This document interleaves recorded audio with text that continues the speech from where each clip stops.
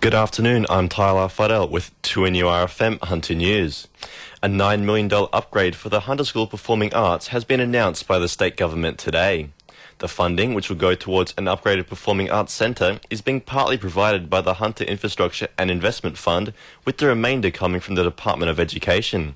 Principal of the school, Joe Gray, says it will be a major improvement on their current outdated classrooms. We will look to make sure that we're not losing space from what we currently have. Even though our facilities are currently not the best, we want to make sure in our new building that we're going to have the same space so that we're not losing out. And we want that space to be flexible for 21st century learners, because traditional classrooms really have had their day in lots of ways. The family of former Summit Care resident Vera Crabert are suing the owners of the aged care facility. The 87-year-old died following complications from a pressure sore in 2012. The sore was allegedly allowed to develop into an infection by staff.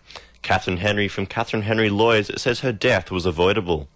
Sadly, Mrs. Krebitz died as a result of complications from a very significant pressure sore.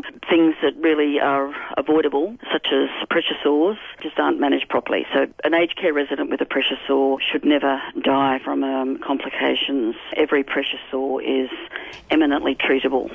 Meanwhile, Catherine Henry Lawyers still intend on pursuing the facility for negligence following the trial of Gary Stephen Davis. Davis was found guilty of the murder of Summit Care residents Gwen Fowler and Ryan Kelly and the attempted murder of Audrey Manuel, who were injected with large doses of insulin by Davis.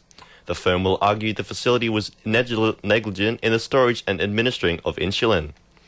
The state government is expected to back down on some key parts of its controversial expansion plan of the Cessnock jail following months of community uproar. The original plan received complaints over doubling the size of the jail without improving infrastructure for roads, policing and health facilities. Cessnock MP Clayton Barr says it's about time the government started talking about these issues. You can't just come into a community and dump in a really major piece of infrastructure like that, which is going to have social impacts, and not do any of that surrounding outside of the fence work. So the government, maybe they overlooked that, maybe they didn't want to have that conversation, but now they're having the conversation, so that's where we are. Sport for our sponsor, Curry Curry Bowling Club. Newcastle triathlete Aaron Royal has taken out third place in the Island House Triathlon in the Bahamas overnight.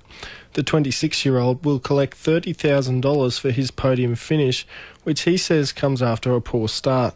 I started a little further back than I would have liked after a bit of a bad day yesterday, but it's 3 days of racing, so I just thought, well, everyone might have their bad days. News that Newcastle Jets defender Daniel Mullen is ahead of schedule in his bid to return from an injury comes as welcome news after the side's 2-0 defeat to Sydney FC on the weekend.